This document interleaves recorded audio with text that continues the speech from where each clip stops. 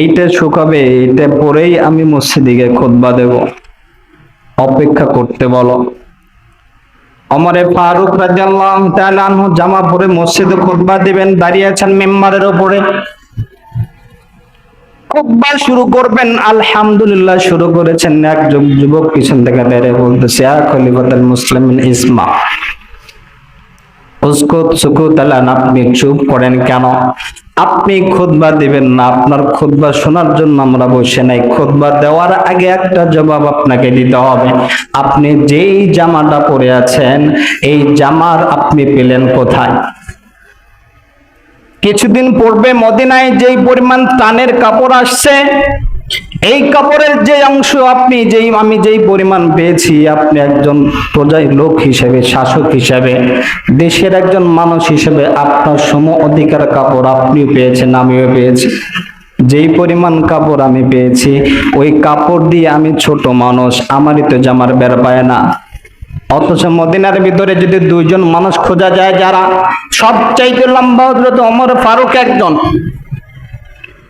আপনি এত লম্বা হওয়ার পরে এই জামা, এত লম্বা জামা কিভাবে পেলেন? আপনি যেই কাপড় পরেছেন, আমার তো মনে হয় কাপড় আমারও একই কাপড়।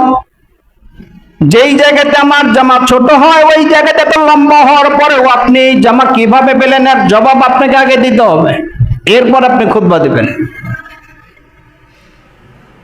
অর্ধজাহানের খলিফা, যার কথায় পৃথিবীর অর্ধেক চলে, এনাকে একজন সাধারণ প্রজা উনি দাঁড়ায় বলতেছেন, খলিফাতুল মুসলিমিন, আপনি খুতবা দিবেন না, বন্ধ করেন আপনার খুতবা পড়ে। আগে জবাব দেন আমার প্রশ্নে। যে কাপড় আপনি পরে আছেন, ওই কাপড় আমিও পেয়েছি, আপনিও পেয়েছেন, ওই একই পরিমাণের কাপড়। আমি যেই পরিমাণ কাপড় পেয়েছি, আমার কাপড় সমস্ত শরীর ঢাকে না। অথচ আপনি মদিনার লম্বা একজন মানুষ, আপনি এত লম্বা হওয়ার পরে আপনার শরীর ঢাকলো কিভাবে? আর জবাব আমাকে দেন, এরপরে খুতবা দেবেন, আপনার খুতবা শুনবেন। যুবকের প্রশ্ন শুনে খলিফাতুল মুসলিমিন চোখের পানি দরদর করে ছেড়ে দিয়েছেন, মুখে কোনো ভাষা নাই। আর বলতেছে, দেখো মদিনার মুসলমান, তোমরা শোনো, আমি তো তোমাদের নেতা হইতে চাই নাই, তোমরাই তো আমাকে বানাইছো। আজকে তোমরাই খুতবা দিতে বারণ করছো। চোখের পানিতে খলিফাতুল মুসলিমিনের জামাটা ভিজে যাচ্ছে।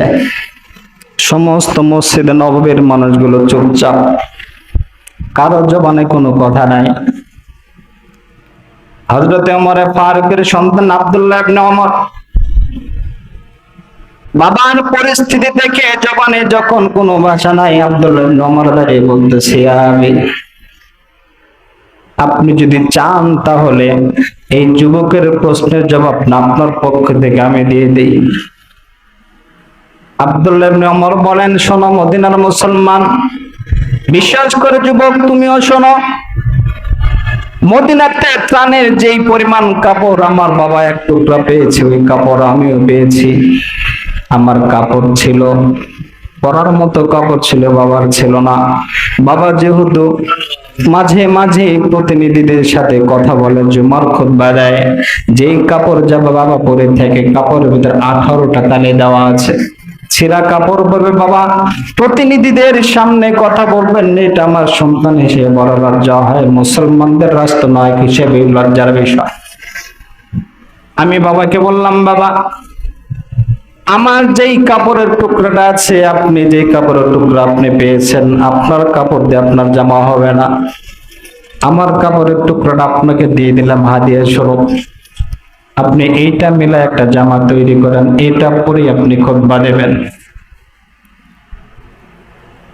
আব্দুল্লাহ ইবনে ওমর যখন জবাব দিয়েছেন, এইবার যেই যুবক দ্বারা প্রশ্ন করেছেন, উনি বলতেছেন, খলিফাতুল মুসলিমিন উক্তুবুল আন, এখন আপনি খুতবা দেন, আপনার খুতবা আমি না শুধু সমস্ত মদিনাবাসী শুনবে। সুবহানাল্লাহ। ওমর ফারুক রাদিয়াল্লাহু তাআলা আনহু ওই যুবকের প্রশ্ন শুনে জবাব শোনার পরে যখন বলেছে আপনি খুতবা দেন, আপনার খুতবা আমরা শুনবো, ওমরে ফারুক খুতবা দেওয়া বন্ধ করে দিয়ে হাত দুটো প্রসার করে দিয়েছেন। যুবকের জন্য রাস্তা ফাঁকা হয়ে গেছে।